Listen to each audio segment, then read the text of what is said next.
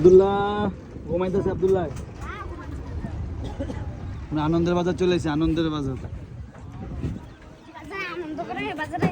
একসময় আনন্দ করতো না মুরব্বী? আনন্দ নাম হয়েছে কি? আনন্দ থেকে আনন্দের বাজার নাম করা বাজার, কিন্তু আনন্দের বাজার। হ্যাঁ আমি তো এদিকে কইতেছি। এই যে মিশা হিন্দু তো নাম আছে বোধ হয়। ও আনন্দ